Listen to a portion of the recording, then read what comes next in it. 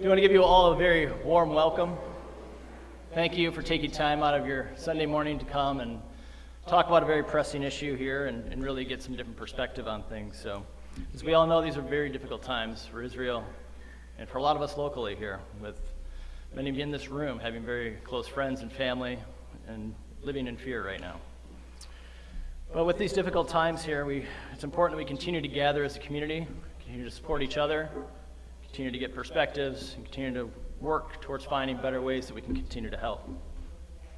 And today, through the wonders of technology, we actually get to hear about people who are dealing directly with this and have an expert here to tell us, somebody who's actually been studying this for decades and has a lot of perspective as well.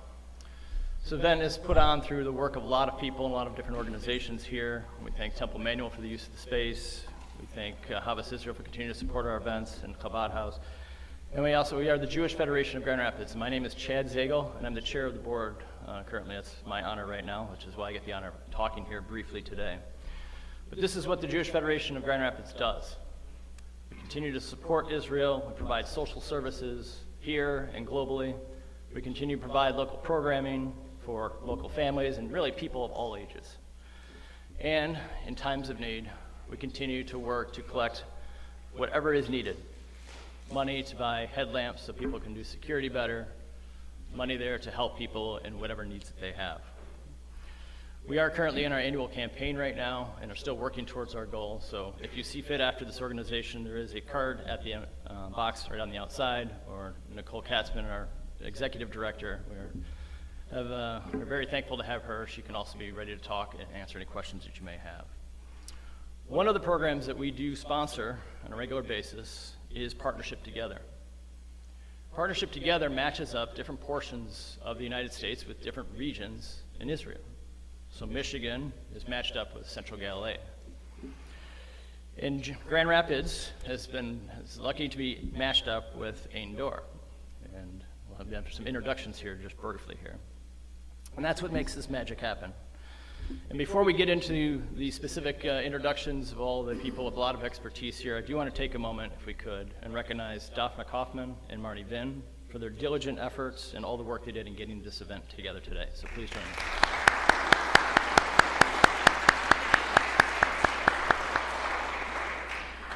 And without much further ado, I get to turn it over to Marty Vinn, who is our co-chair of this committee. And Marty has done so much for our community in service to congregations, in service to the Jewish Federation of Grand Rapids, and once again, instrumental in getting this event happen today. So please join me again in welcoming Marty.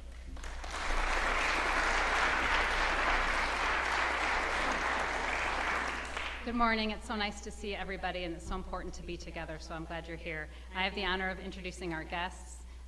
Dr. Yael Aronoff is here from Michigan State University, and you can see on our screen we have members of our sister community, Kibbutz Ein Dor, who I'll be introducing each of them individually later. But first, Dr. Aronoff is a professor of political science and international relations at James Madison College at Michigan State University. She's the director of the Michael and Elaine Serling Institute for Jewish Studies in Modern Israel and is the Serling Chair of Israel Studies at MSU. Dr. Aronoff has served as the president of the Association of Israel Studies from 2019 to 2021, and she is the recipient of the MSU 2011 Teacher Scholar Award and the 2015 MSU John K. Hudzik Emerging Leader in Advancing International Studies and Programs Award. Very accomplished. Dr. Aronoff is interested in research and teaching related to Israeli politics, cultures, and society, as well as foreign policy. And we're really honored to have you here today, Dr. Aronoff. Thank you so much.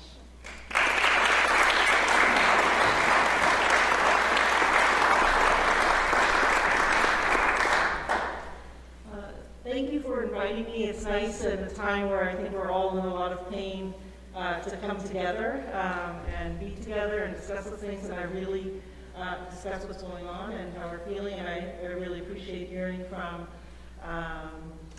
colleagues that you have from the kibbutz or kibbutzim, and so I look forward to hearing from them, because one thing that's hard, as I think, I'm sure for many of us, is to be at such a distance with all these things.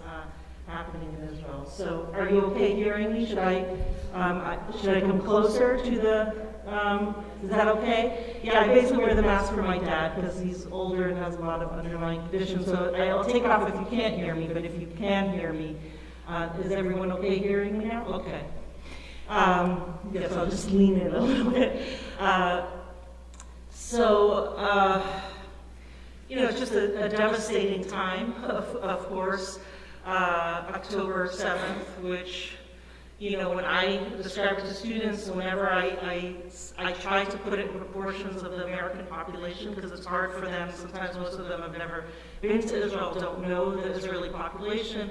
So I say it would be equivalent to over 40,000 Americans being killed intentionally, citizens killed intentionally on October 7th. And it's devastating. We all know that it's over 13 kind of 9/11s in one day in terms of population comparisons, and the most Jews killed in one day intentionally since the Holocaust. So it's been devastating. I know so many of us are affected in different ways. On October 7th, I was contacting family and friends. I know, and I contacted Ilan Trun, who's a friend for the past 20 years, who spoke at MSU a year ago and was the president before me in the Association of Israel Studies. And he was at the hospital with his grandson because his daughter and son-in-law had been murdered that morning. They covered his grandson. He was undergoing surgery, and he survived. We have a lot of Israeli faculty. We bring in 4 Israeli faculty, visiting faculty each year at MSU, and then we have many Israeli faculty in our Sterling Institute. And so, one of them, a friend of hers with both kids, their entire family were murdered. Another, his good friend, his daughter was murdered at the youth festival. And then we also had brought in at our Israel at 70 conference, we brought in 40 scholars, many from Israel, and one of them was Dr. Shoshan Havan, who does all this nonprofit work in East Africa on food insecurity, and she was taken hostage with 9 members of her family who are mostly children. So that's just in kind of our little community at MSU, and so we've been doing lots to support each other and to support our students. But I'm not here to talk only emotionally or personal impacts, but also to give a little bit of academic analysis in the short time that I have. So certainly, you put your hand up, can you hear me? Okay, so so I'll take it off, and hopefully I'm in enough distance where I won't be putting my dad in danger. Yeah, okay. So as we see in a lot of these wars, there are legitimacy battles as well going on, and that's one aspect of these asymmetric wars. And so you hear a lot of polarizing things, both in terms of what students see on social media and what we see in other venues as well. And so sometimes people don't know kind of the history of Hamas, and so I'm someone who's always yearned for a negotiated two-state solution of Israel alongside a Palestinian state.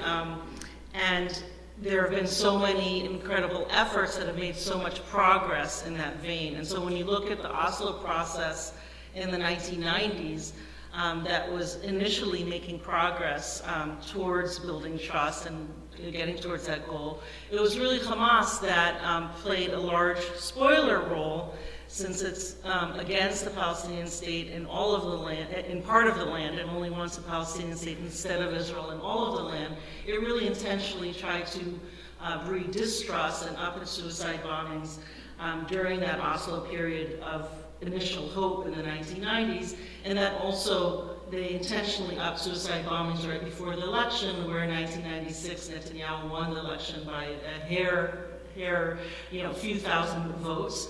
And so it impacted, the formation of Israeli governments and so forth. In the aftermath of that, you had real Israeli governments come to power on a platform often of reaching a piece of a two-state solution with the Palestinian Authority that was formed through the Oslo process. So we all know in 2000 with the Camp David Accords, Ehud Barak, who was voted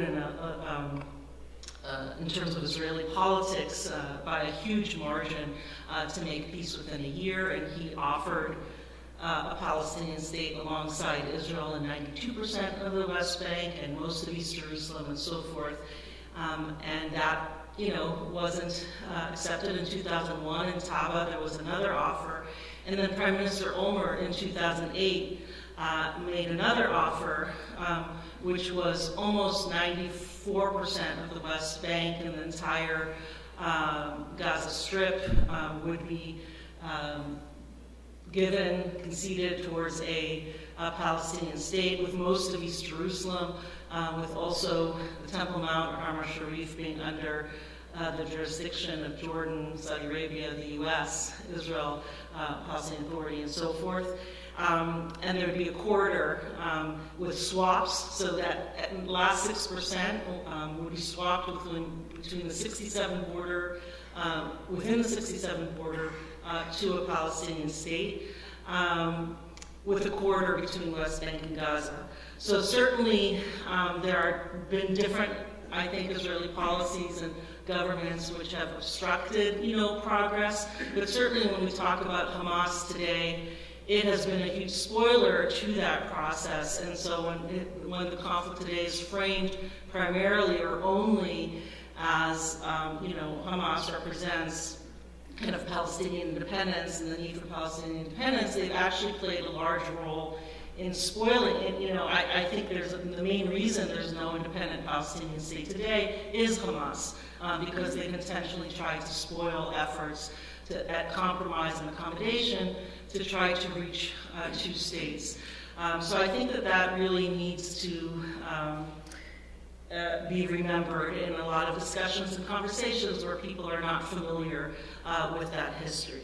I don't have much time, but I've spent since 2008, the first kind of war between Israel and Hamas, a lot of time researching and teaching on kind of the dilemmas of asymmetric wars, where a big case study is Israel and Hamas. And you always have these tensions where every military in the world has a doctrine of deterrence, right, where you want to, if someone attacks you or is going to attack you, want to hit them in a way that will prevent them from wanting to attack you in the future and so forth, right?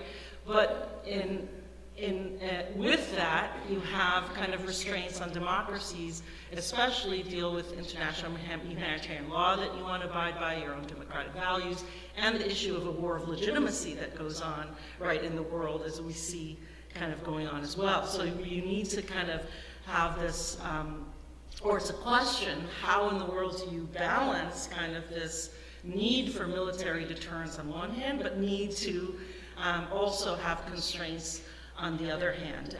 And when you see the wars in 2008, 2012, 2014, and 2021, often you'll see Israel trying to balance both, right? We're trying to weaken Hamas's capacity, military capacity, to be able to strike Israel again when there are thousands of rockets that are hitting Israel, but also trying to varying degrees at different times, really consider international humanitarian law seriously, and having IHL lawyers as part of the military trying to do this, also having communications with the ICRC and how to do this and so forth. And I think not only do we have the tragedy of what happened on October 7th, but we have the tragedy of also as human beings, we care about Palestinian civilians being killed, and then we also care and are pain. I feel like there's three levels of pain that many people are feeling. The first is a really concern about Israel. What will happen? What if Hezbollah gets involved? Iran, is backing Hamas and Islamic Jihad and Hezbollah, and there's a real significant potential threat And of course, one of Hamas's motives was to do this at a time when Israel and Saudi Arabia were making progress to eventual normalization of relations, and they, as the rejectionists that are sponsored by Iran, wanted to foil. I mean, that was certainly one of their motives, wanted to foil the progress between Israel and Saudi Arabia, which in the immediate term they have, right? So on one hand, you have this need to kind of weaken Hamas to the extent as possible, which we've seen in 2008, 2012, 2014, and 2021, where at times Israel destroyed 80% of Hamas's capabilities during these wars. And then what you'd see, but you had this feeling after each war that within sometimes a year, sometimes within 3 years, Hamas would resupply, its weapons and capacity and rebuild and have the same capacity it did before the war that was fought, or have a stronger capacity, right? So you have this sense sometimes during previous wars where both parties, in a sense, no one wins, right? At the end of these wars, you have these casualties on the Israeli side. You have Hamas often winning the legitimacy wars that come during and in aftermath of these wars, right? Because they intentionally have their weapons and strike from civilian areas, so they force Israel to, if they want to weaken Hamas's capacity to have civilian casualties, and then it wins. It basically traps Israel into coming in, doing often what it wants, so it can then say, see, Israel's the monster, it's not us, we're the victims, etc., right? And you see this play out in every war. And so you have this concern where, in previous times, these wars are so, they don't have any long-term effects, right? Can we do anything to prevent them or to keep them as short as possible, right? But on the other hand, I'm arguing with myself as well, having examined these wars. On the other hand, we're at this, untenable situation where, Hamas continuing to control the territory kind of puts Israel in continuing danger, and it hasn't been able to really deter Hamas other than in a 2-year period or a few-year period. So one completely understands Israel's very understandable aim that I think every other country in the world would have to try to want to topple Hamas in order to get rid of the danger, right? But then we also have simultaneously the huge human cost of that, both to Palestinians because Hamas, is entrenched in civilian areas, potentially to Israeli soldiers who are going to have to do kind of potentially combat like the U.S. did in Fallujah, and then you have these legitimacy wars playing out right in the region, on U.S. campuses, in the thing that kind of is polarizing, and where I think extremely disturbingly, it's become more and more legitimate to accuse Israel of committing genocide, which I think is abhorrent, right? I mean, it's Hamas that has the charter that it tried, from its initial existence, that then it tried to sanitize in 2017 with all the dripping anti-Semitism in it, but it basically calls for killing a Jew wherever they are, destroying Israel, and so forth. So, right, if anything, right, Iran who wants to destroy Israel and Hamas that wants to destroy Israel, if anything, can be accused of genocidal intent, and then to have the inversion of that pointed at Israel, I find extremely disturbing, and we see this more in terms of faculty and students on different campuses, in the media, and so forth. And there's also what you often have is a real negligence in terms of accurate information, right, in these wars. So just driving here this morning, I heard on NPR, well, the health ministry in Gaza is saying that almost 10,000 Palestinians have been killed. And I think there's no question as human beings the suffering is enormous. But those figures, no one, often they don't say the Hamas, health information is giving out these data. And so when you look at the data in 2008, in each of these wars, there's often a battle over what the numbers are, right, between Israel and Hamas and other organizations. And it happened to me in 2008 that Hamas usually says it's 3/4 civilians. Israel often says it's 1/3 or half Palestinian civilians. After the 2008 war, about 3 weeks after the war, Hamas came out with its own number of militants, terrorists that were killed, and they were actually more corresponding with Israeli figures of who are militants and who are terrorists or civilians, right? And so you have this battle over figures each time. We had that just now with the hospital accusations that was in the New York Times, that was across campuses and so forth, saying that Israel intentionally killed 500 people in a hospital.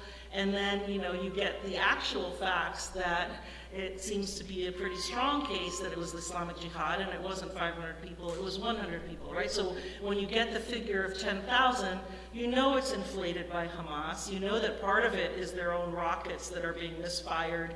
A fifth of the rockets misfired in Gaza. You know that they're shooting at people and to avoid them from fleeing. So there certainly is a lot, you have to question those statistics. That being said, the cost is extremely heavy, and that's apparent, and I think that weighs on all of us as well, but then is often turned into demonizing Israel in various ways, and the most prominent one now is that Israel's committing genocide.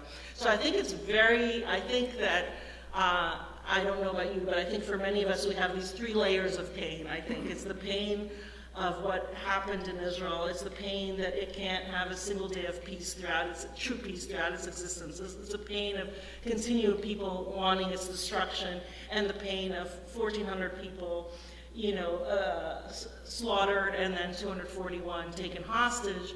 But then you also have the pain as human beings, even though it's Hamas's fault for operating within civilian areas, you still have the pain of Palestinian civilians being killed.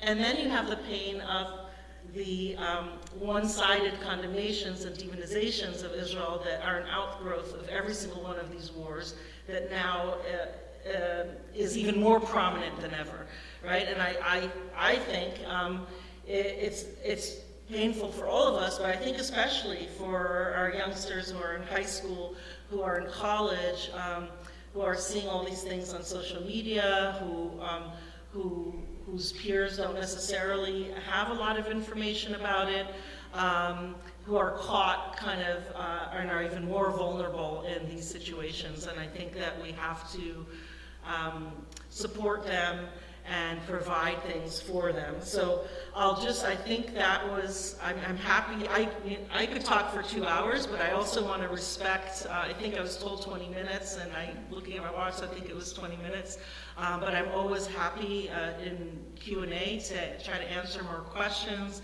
to hang around afterwards and answer questions. And also I have a couple of books that I wrote, if you're interested. One is on the political psychology of Israeli prime ministers, and it looks like why some had very different views under different circumstances of what strategy should be in terms of the Palestinian Authority, and how we could look at political solutions for that. And another looks at continuity and change in Israeli political culture. So I don't make a cent off these. I sell them at the 40% discount, author's discount that I get. It's nice for people to read. And also for those of you, I initially thought there might be some high school students here as well. There's a few, but not many. But for those of you who are parents or grandparents, I also have some things on MSU Sterling Institute for Jewish Studies in Modern Israel, and our program and our scholarship for students. If there are students that are considering MSU, I think that we have a tremendous amount of support. Most colleges don't have a chair in Israel Studies, which I occupy, don't have for visiting Israeli scholars. We teach about 300 students a year on Israel. We have 4 different study abroad programs to Israel that are faculty-led, and we have the most generous scholarships in the country to support study abroad in Israel. So in terms of, we also do a tremendous amount on anti-Semitism, and anti-Semitism is going through the roof, and we have classes about it. We teach residential advisors about it. We have dialogues about it through their offices of institutional diversity and inclusion, and we're trying to get education about it to all incoming students, faculty, staff, and faculty.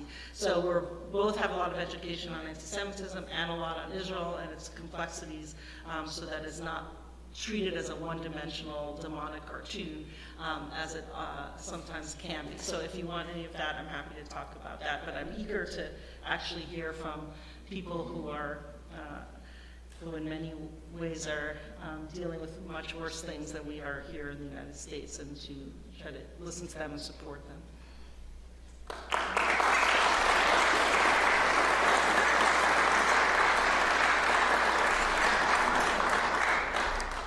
Thank you so much, Dr. Aronoff. And we will have time for questions at the conclusion of the program, so I hope that you will have questions to ask both of our panelists and of our guest speaker.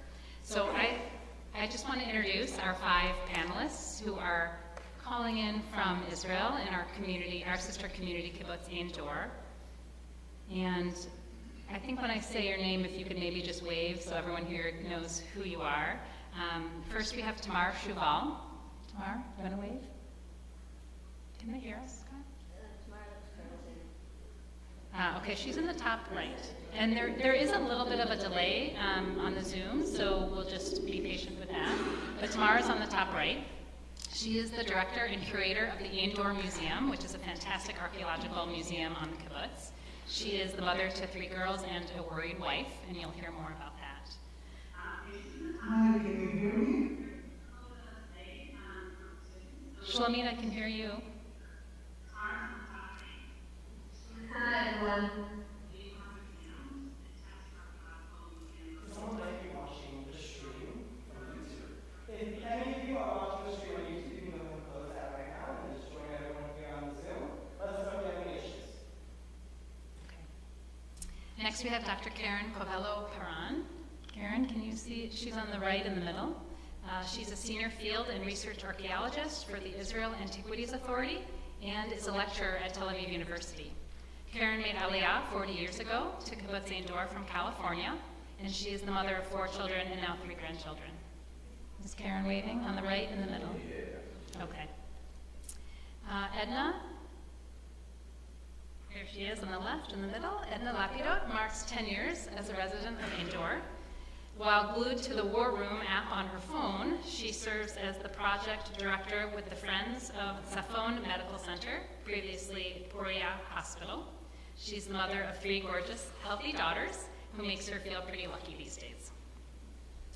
Oded Tal, Oded in the middle. He was born and raised in Ein Dor, and today he serves as the head of informal education on the kibbutz. And last but not least is Shlomit Myers.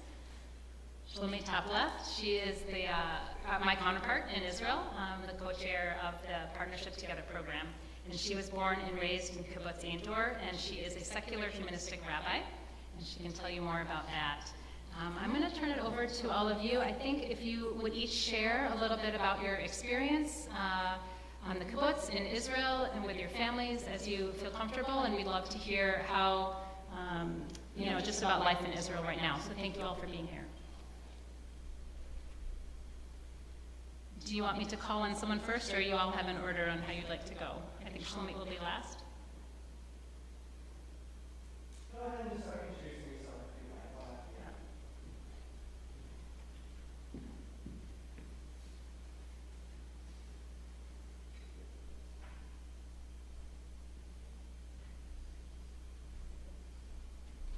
Tamar, would you like to go first? Edna, thank you.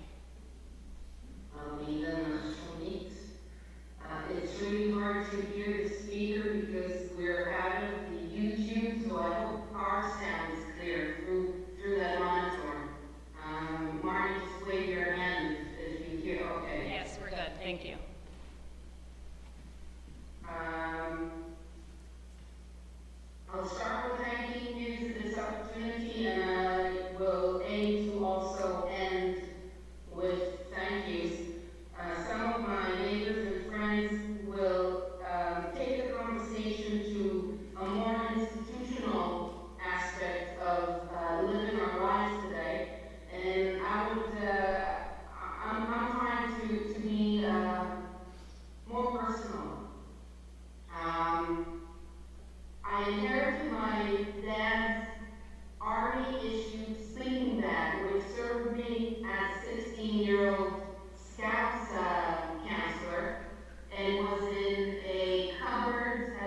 room, in a closet, and 2-3 years ago was taken out for a picnic, sitting down in the Grand Solutions. And for the past month or so, moving it in and out of our car, it was out at my doorstep collecting dust. And a few days ago, just a couple of days ago, I found myself thinking, let's not put it in the shed outside. I'm going to stick it back in my car, not in the trunk, but in the back seat. And why am I saying this? Because for the past month, we're getting home front command jingles on the radio about if anything happens, if sirens go off while you're driving, 1, 2, 3, and 4 should take place in order to protect yourself while stopping on the side of the road and either taking shelter or cover your head with your hands. And if I have my dad's already-issued sleeping bag in the car, I can easily open it and throw it on thorns and summer-old brush and not be stung or sprayed by any stone or bush or thorny bush. And instead of jingles over the radio about Pink October, promoting breast cancer awareness, or instead of jingles on the radio about the last sale in the electrical shop distributor, we're hearing home front command jingles about safe and secure. And we're getting these directives over the news, TV, radio, and also through the community kibbutz channels, which I assume Oded and others will speak about. But what is so obvious about the file we receive every other day is this one pager from the home front command dividing Israel into only 3 regions. 1, borderline communities like in the south or over the northern border of Lebanon, where nothing is routine. The second part of Israel is the center area, Tel Aviv, Herzliya, Rishon, etc., where semi-routine is taking place. You can get together around 30 people only, and schools are out or in, or it's not clear. That's the second part of Israel. And the third part of Israel is the rest of the country. And you're being part of the rest of the country. And it's being amazing how Israel is so small and how it touches everybody. And why did I introduce myself as being extremely lucky these days? Because we live in this pocket, geographical pocket, where it's still open and free and quote-unquote teen. And so we go out to work, kids are going to school, tremendous programming is taking place in the community and for other communities, but things are semi-routine. So as we all know, and you know, because some of you have visited Israel, it's so small it's absurd. And this brings me to my second point, which people refer to as the Jewish geography, or the 6 degrees from Kevin Bacon, as I once learned from BYO kids that I was working with. Everybody knows everybody. All of us know someone, either personally or by second degree separation. Friends in the surrounding Gaza Strip communities. A teacher from my certificate program at Yad Vashem who was kidnapped from kibbutz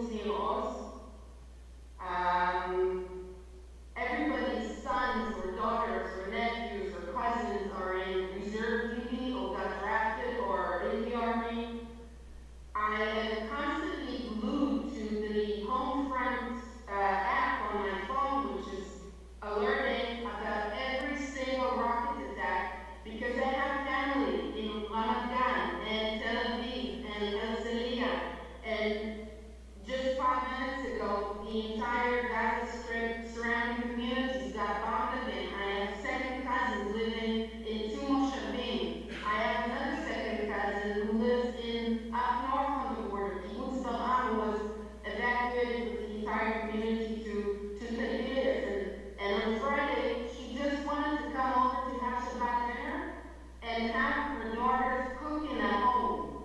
Not my home. They wanted to feel a home. So they came over for a great, lovely Shabbat dinner. And the last thing is that my cousin's son, first cousin's son, survived the party, survived the Nova all-night party that took place in Kibbutz Le'im. He simply went the right way. The next day, he attended 6 funerals of his closest friends. So, at some level, we all need a emotional emergency room, not only a physical emergency room. And we're all working on our community and personal resilience. Which brings me to last comment, which is again saying thank you for this opportunity, for the interest, for the hug, for the support. In a very, very sad and absurd way, I felt more, I received more solace and comfort, inspiration and support, and a sense of leadership from Joe Biden and Rabbi Angela from the Central Synagogue in New York, who spoke about having no words and finding light in this chaos when speaking about the end of Deuteronomy and into the chaos of Genesis, and then God says, let there be light.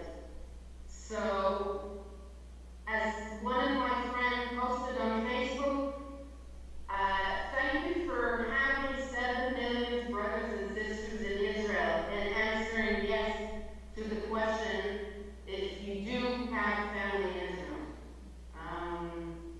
So again, thank you for this opportunity.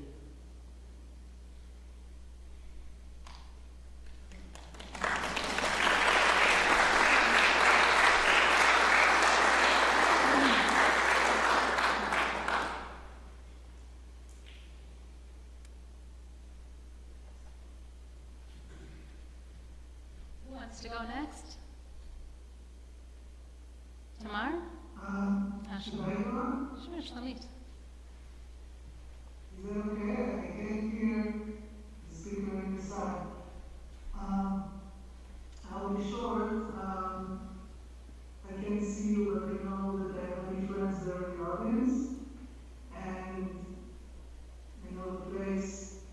And thank you so much for having us. I want Greg and Tamar to talk about what's going on in Kibbutz and how we manage this crazy days, decided our personal stories, and then Karen will tell where she works. But just in short, people ask me, and to understand, for me personally, my family is all over Israel, and my son's family lives very close to Gaza. Luckily, their village wasn't that from the ground. It wasn't that from there. That's like 7 years ago, late Shabbat.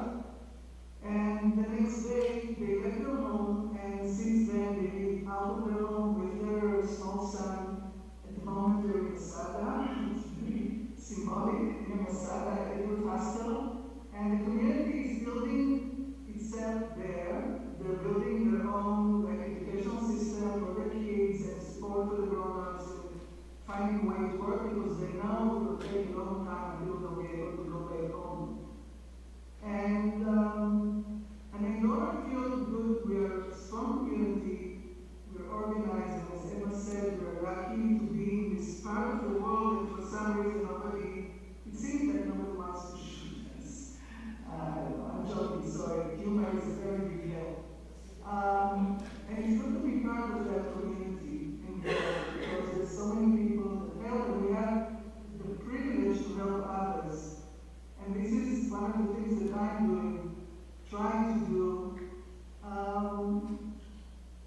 maybe because I'm a secular rabbi, maybe because I do Shabbat services, the way we do them, and I love Beit Chala, and through that I manage to reach people and help people the sense that they can be together and talk about what's going on and let their feelings out. And I think one of the big fights that I have and we have is to keep our hope. And I'm working on, I'm fighting of keeping my humanistic beliefs. Not easy, but I have to. And this is what I'm busy with. It starts, looking around, making sure all my family is fine wherever they are because they're all over. But at the moment, they're all safe. And that's me. And the next one, Odette, can you tell us about Indore?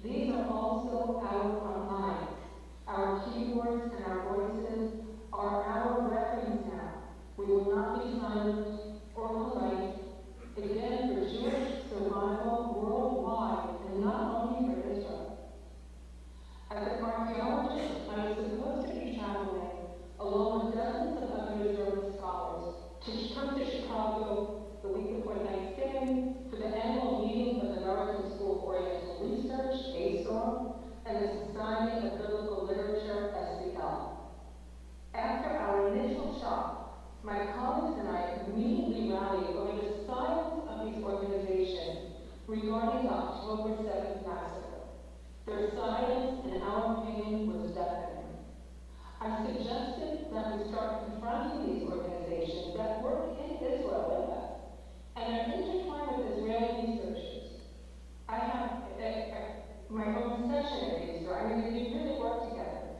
So in addition to letters from Israeli universities demanding condemnation, I'm talking about Israeli archaeological institutes from universities, demanding condemnation from such organizations and colleagues, a group of us at the Israel Antiquities Authority authored a document that we published and sent to many academic organizations.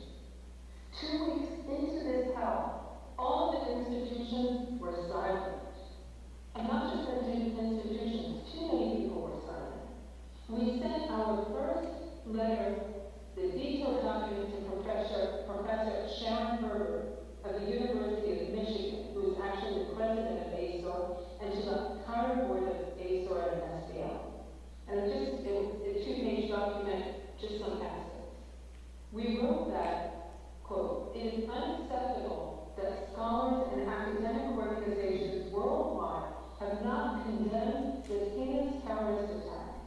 Basic human decency requires a crystal clear and explicit denouncement of the terrible acts of terror and war crimes that occurred on Saturday."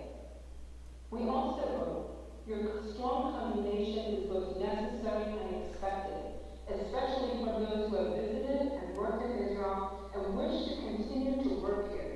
We demand that you stand up and speak out. Silence and political correctness are no longer tolerable in the face of genocide, Jewish genocide. Nor is the attempt to equate the brutality of Hamas/ISIS with Israel's legitimate efforts to protect and defend all Israeli citizens. We Israeli researchers actively engaged in global academic collaborations, contributing to journals, organizing conferences, and co-directing archaeological excavations with international teams, insist on your unwavering support and strong condemnation of the deadly Hamas-ISIS attack on innocent Israelis. We urge you to advocate for humanitarian treatment of, we wrote over 150 hostages, today we know it's over 240, that are held underground in Gaza, enduring severe torture as we make this clear. Failing to condemn is to align yourselves with evil, perpetrated and endorsed by Hamas, ISIS, Nazis. We interpret your silence as an indication that you support, and this is important, this is what silence to us means, that you support beheading, mutilations, the burning of people alive, the kidnapping and holding babies, small children, men, women, and the elderly hostage. If you are not against inhumane terrorism, you are for it. And we signed it in horror and in shock over your silence over this horrific attack, Israeli archaeology. Now, many versions of such letter were written. We stated over and over that any silence is disgraceful. I'm talking about writing to many different institutions that also often have offices here in Israel that work, again, if you're studying biblical literature or biblical archaeology, ancient Near East, this is the place where you come. We wrote to them of our shock and disappointment over their disregard for the inhuman crimes against Israeli citizens. One that is the opposite response expected from an academic institute that has collegial relations and basic human ethics.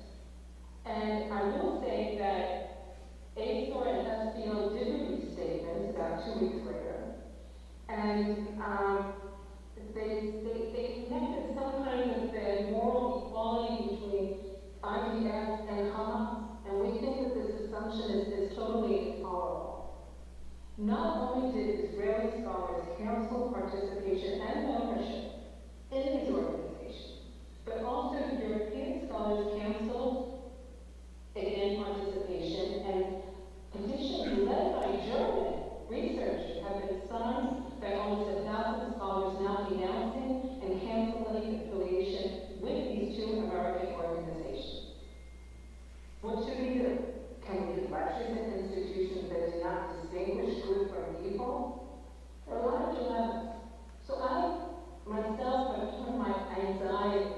into anger, anger over the silence. We are horrified over what we see at top universities of the United States. Last time we went to ASA last year, we went to Harvard. We often ask each other and our American colleagues, what happened in the past decades that it is okay to preach Jewish genocide in American campuses? Unfortunately, even today, my colleagues in the field of archaeology and ancient Near East, biblical archaeology and study, are now scared to speak out. They stay silent and don't want to make waves. Really? I mean, really, are we back in the United States in the 1930s when the Jewish community often, I'm saying often, did not speak out strongly enough for fear of retaliation? Interesting, my German co-director of a new excavation project in the Jezreel Valley was told by his university to discontinue this collaboration. He refused and stood strong under this pressure. Of course, will now not be funded. But even from his university, one of the top universities for the study of the Hebrew Bible, there is no condemnation of the Hamas massacre. I'm almost done. So we have received numerous letters of support, personal letters, and very few official letters. It is hard for us to concentrate or to think these days, but we are very focused and clear about the academic battleground. So yes, I'm confused and shocked, and there are many professionals around. Professor Aaron Mayer and another American Israeli archaeologist wrote today in a blog that was published. If you can't bring yourself to explicitly condemn the murderous actions of Hamas, I am not interested in having any connection, personal or professional, with you in the future. Political disagreements are fine, but condoning the barbaric murder, torture, and imprisonment of civilians is not. And just as I don't interact with neo-Nazis, I won't have any contact with supporters, explicit or implicit, of the barbaric Hamas government. So I thank you for letting us speak out on this issue. Your support is very heartwarming for us.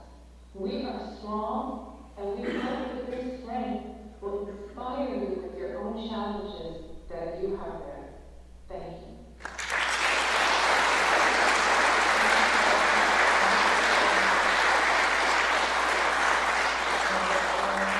It's sort of nice to see you. Most of you know me as the director of the Annals Museum. But actually today I'm here in a few additional roles. First of all, as a mother to three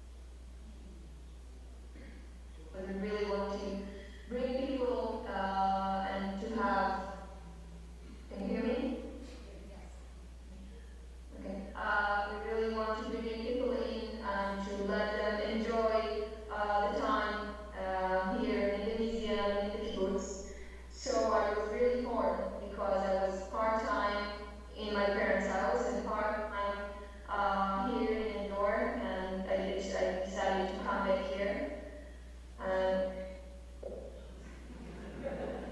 And really, coming back here, it was good for me, but also hard for me. But I really wanted to be here. So from October 9th, where actually the museum is open for 7 days a week, and we're having programs to just everyone, all the community here and the factories, and just everyone who wants to come and breathe some fresh air and enjoy some activities, joyful activities. So we really give it to people, and more than 1,000 people has already came and took part in these different activities.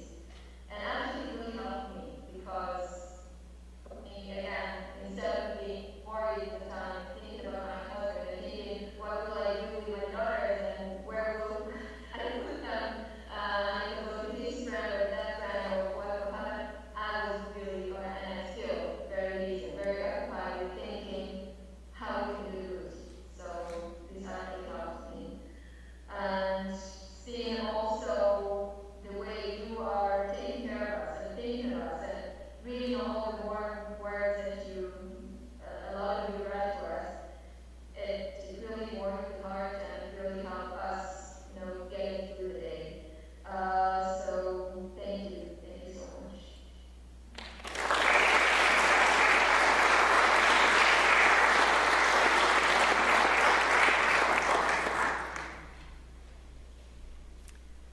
Thank you all in Israel. We appreciate you sharing at this time. It's not easy, and we're definitely with you. We have some time for questions. All right. Okay. And we have a microphone here, so I think it would be best if someone has a question to come up to the mic. And Dr. Ernaf, if you'd like to come up, I'm assuming there'll be some questions for you. If you have questions for our Israeli panelists, please, this is our time to engage.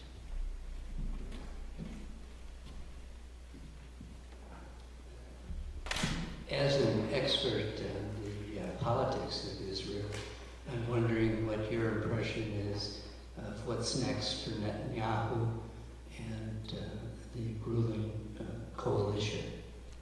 Yeah, I mean, he was already, I would say, pretty, his support was going way down even before this war. So as many of you know, people were demonstrating across Israel at least twice a week for 9 months before this happened. That again, if you look at the American population, would be like 20 million Americans demonstrating twice a week for 9 months. So if you also I feel for everyone, but also these people who are already completely exhausted from demonstrating for 9 months before all this happened. So for at least 3 months before October 7th, his polls were already really going down, and for 3 months before then, all the polls said that if there was a new election, the current coalition wouldn't survive, and actually Gantz's party, who's now in the emergency government, would probably win the most votes and be able to form a coalition. And now, over the past month, it just keeps decreasing, his support keeps decreasing and decreasing and decreasing, where a lot of hostage families are also demanding his resignation, because of course he had, for so many years, kind of promoted himself as Mr. Security, and all these communities were abandoned and the border was abandoned under him, and as Prime Minister, the buck stops there, and he actually was distracting from security issues by continually trying to weaken the Supreme Court for 9 months, as opposed to trying to protect Israeli security. And there were troops also in the Gaza that were taken to the West Bank and so forth. So he's not the only one responsible, but certainly there's a lot of responsibility that is put on his shoulders. So, I don't necessarily see him resigning, but there's increasing anger at him, and so yeah, I think when there are elections, who knows when there'll be elections again. I don't think he's been the longest-serving prime minister, and in the next elections, I don't think there's any way he will survive this. Yeah. Thank you for what you said earlier, and thanks to everyone who's spent time here. So I suppose my question is actually, this is a little hard to speak into, okay. So I suppose my question is a bit about one particular aspect of your presentation, which has to do with the, I suppose specifically with the language of deterrence. And my guess is that when you talk about deterrence in this context, you're referring to, I mean, you also talk about this in the context of legitimacy struggles. My suspicion is that by deterrence you're referring to what is perceived as forms of disproportionality. So I guess the question I have is a little bit less directed to as a scholar specific to Israel, but more in a broad political science kind of way, which is, I mean, whether, so, I know, this is a long time ago, I kind of pose in particular. The question is something like this. In most cases, when we think about deterrence, we think about it as applying between sovereign states, I think, and it doesn't seem to be the case in the current conflict and the historical conflict of Israel-Palestine. And so I wonder if there are different frameworks that people use for thinking about deterrence where there's not sovereignty, and I suppose this particularly has to do with questions of, well, how do you conceive deterrence working when there's an aggrievement that is sort of persistent and not a situation where there's a kind of, you know, whatever sort of status quo of stability between sovereign nations. Does that make some sense? Yeah, no, I think that's an excellent question. And that's something we struggle with in my classes. With the first book we assigned in these dilemmas based on conflict is a book about whether the concept of deterrence is even helpful when you're talking about conflicts between state and non-state actors and so forth, and to what extent states can, deter in the same way. And it's a complicated question because often the answer is no. You can't, basically countries have a hard time winning these wars, right? I mean, even if you look at the U.S. and Afghanistan situations, there are huge differences between these situations, huge. But just in terms of being able to be militarily victorious over such things is much more difficult for a variety of reasons. Now, Hamas is also in a position where it is being supported by a state actor, right? So it's not only a non-state actor, it is being supported. There's a lot of coordination between Hezbollah, Iran, Hamas, and Islamic Jihad, and in fact they have video conferences with each other. I invited to speak to my class a professor at the Hebrew University, Sobelman, who's completing a book about this, right? But they share doctrines and so forth. So it's not just a non-state actor, but I think you're absolutely right. There are a lot of dilemmas that arise and differences in terms of what you mean by deterrence. And so what has a lot of countries, including the U.S. and Israel, because we look at how do democracies fight these asymmetric wars, and both the United States and Israel, what you see is goals from defeating the non-state actor militarily being reduced to success at the margins, reducing capacity. I mean, I'm just going over it now. It's, again, completely different situations in the class with Afghanistan. We went from destroying the Taliban to disrupting the Taliban to, right, and those things keep changing. And so it is still an open question, and it is for the IDF as well that's struggling with it, and the government that's struggling with it, is what do we mean by toppling Hamas? To what extent can that happen? And what would replace it, right? And we're all struggling with, could it be the Palestinian Authority? Would there be some kind of trusteeship before the Palestinian Authority? To what extent will you have continuing Hamas and Islamic Jihad resistors, even if it's not having complete control of the territory, so that you have a continuing quagmire, right, as we had, these are all incredibly difficult situations, and my heart goes out to our friends whose, sons and daughters and husbands are serving in a horrible, in an unimaginable situation, and they need to defend their country, and there's no question about that, and my heart goes out to them how incredibly difficult this is, and Hamas makes it this difficult, and I put that blame on Hamas. But nevertheless, it is kind of an extremely difficult thing to do, to try to topple the government and then not have any kind of continuing resistance and quagmire after it. And how exactly you do it is by no simple thing an easy thing to do, and it can be a very complicated, long process, as people are talking about. But you know, what's different about Israel too is that it doesn't have the scrutiny.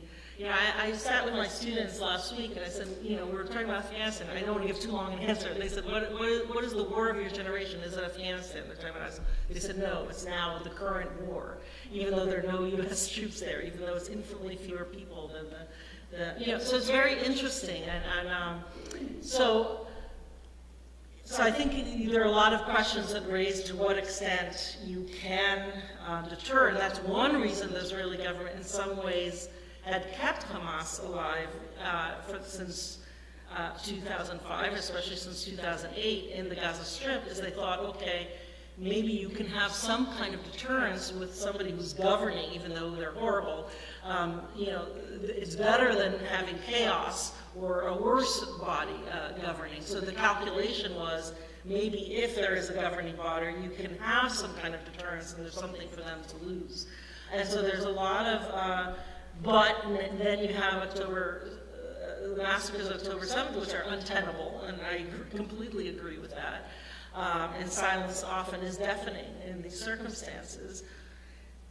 But, you know, what would arise, you know, if it were toppled? Can it be toppled? Those are all difficult questions that I think, at least from the information we get, the Israeli government hasn't fully yet had a chance to really completely work out, even though it's a completely understandable goal. So I don't know if that kind of partially, I don't want to talk too long because there might be questions for the people's colleagues. Thank you. Professor, you speak of, you know, in terms of politics, and indeed that is your, you know, forte, but this is not a political issue. This is a Jew hatred issue, and it has very little to do with Hamas. It has to do with, as the archaeology professor so brilliantly and so clearly and so bravely stated, is calling her colleagues to task, particularly here in America, for not standing up unequivocally against the most heinous barbarism imaginable. I would like you to widen your conversation a bit about its Fatah. Mahmoud Abbas is as much a Jew hater as Nasrallah from Hezbollah. This is a Muslim-Jewish problem. And what would you say to the archaeology professor who is calling you and colleagues to task for not holding their universities in America accountable? Yeah, thank you. I don't think she was necessarily, at least the way I interpreted it, it's calling me to task. In fact, a lot of what I do in my job is, educate in many different ways. And so, for instance, when there was a BDS resolution, University of Michigan, initially several years ago, there were no University of Michigan professors who were there available or willing to really stand up against that. I was brought in to do that. And I was in front of 1,000 people at the University of Michigan speaking out against demonization of Israel and against BDS resolutions. I did that at Kalamazoo College when there was a BDS panel several years ago. I was in a counter panel talking about why that's not, so I think it's a little unfair, if you don't know me that well, to put me to task as to what I do. And I think I'm speaking out all the time. I gave 10 different radio, TV interviews this week and write op-eds and do everything I can. So I don't think we need to be calling each other out to task in the moment that we need to be unifying. And I certainly agree with, almost everything my colleague who's an academic was saying. It's really appalling what has been going on in a lot of academic organizations. At the Association of Israel Studies, we made a statement Our Sterling Institute for Jewish Studies and Modern Israel made a statement Monday morning. I think, as far as I know, we're the only Jewish Studies or Israel Studies program in the country that did so. I'm on a list of directors of Jewish Studies, and I haven't heard other Jewish Studies programs necessarily making statements. So I think there's a role for statements, and there's been a lot of debate about university presidents making or not making statements, and there are all things that can be said about that. However, I also think there's things beyond statement, and I completely agree, by the way, in academic associations. It's not only that they're silent, there are a lot of academic associations that have just called out and attacked Israel alone and demonized Israel alone and don't mention Hamas or what it's done on October 7th. Right? You see so many petitions going around.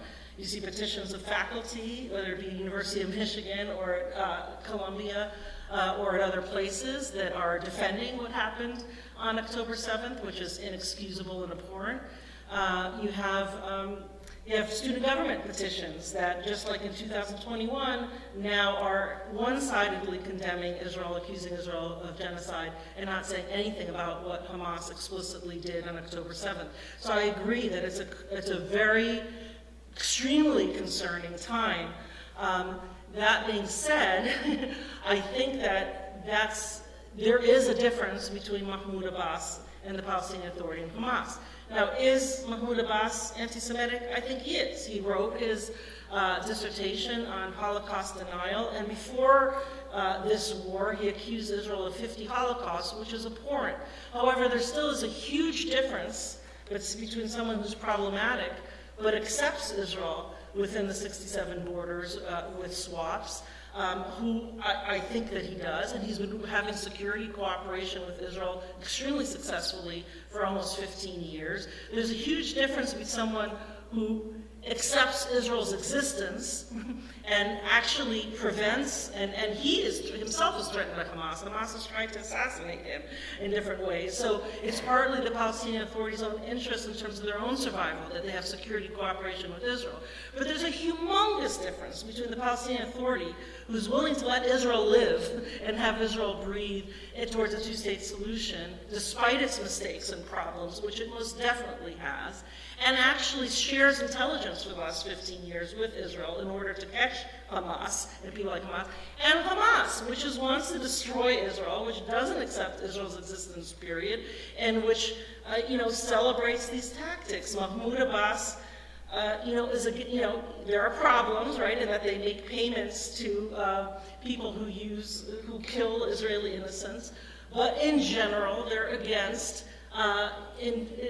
Much more so than as Hamas attacking Israeli civilians. So I think there is a world of difference between Mahmoud Abbas and Hamas, and it's actually very dangerous for all of us who care about Israeli security and care about Israeli people to not work with people who are relatively more moderate. Relatively, I agree with you, there are a host of problems. But you need to work with adversaries you don't like in order to eventually be able to reach a peace. And Israel will only, in the long term, be able to secure itself through a peace agreement that has security guarantees. So I partially agree with you, and I respectfully partially don't. Yeah. So we're going to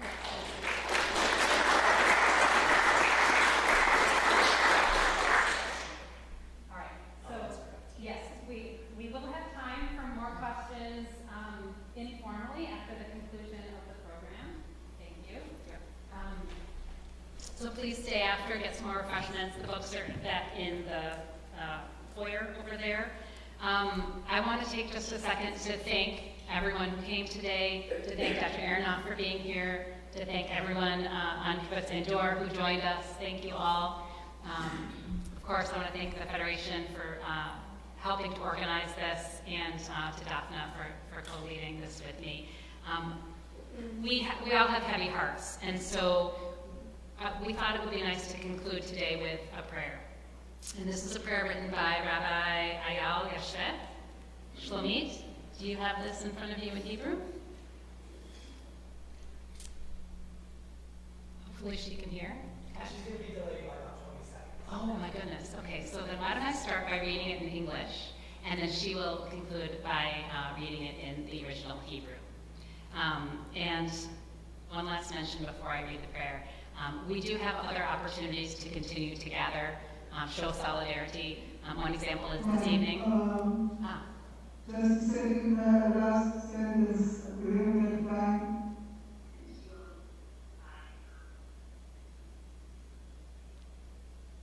I hope you can hear me then. Yes.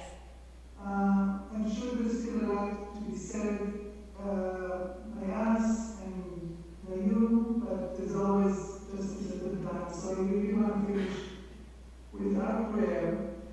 It was written by a colleague, the Secretary of District Rabbi Yaresh from Modi'in. And I'll read in Hebrew, and then Martin will read in English. נושאים אנו תפילה, כמיהה ובקשה, שישובו יקירינו לגבולם, שלא תיפול שערה משערות ראשם, שנחזור ונתאחד עם כולם. מייחלים אנו להחלמת הפצועים בגופם ובנפשם, משאבים לשלומם ומצפים לבואם של כל השבויים, החטופים והנעדרים. מתפלל שלא יחסר כל מאמץ ולא יתארך חלקם. שישובו במהרה לכאן ישראל, לבתיהם וביקיריהם. כשכל החיילים ישובו בשלום בהם.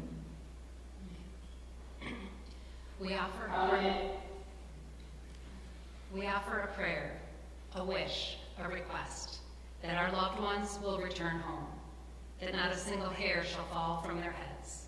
May they return and unite with all of us. We pray for their peace, and we eagerly await the return of all captives, the missing and the lost. We wish for the recovery of those wounded in body and soul. We pray that no effort will be spared and that no one will be forgotten or abandoned. May they return soon to the people of Israel, to their homes, and to their loved ones. Amen. Thank you all for coming. Just the last comment is 5 o'clock this evening at Havas Israel. There is a prayer gathering. There will be more opportunities for our community to come together, so please stay in touch with Federation, and thank you again for coming.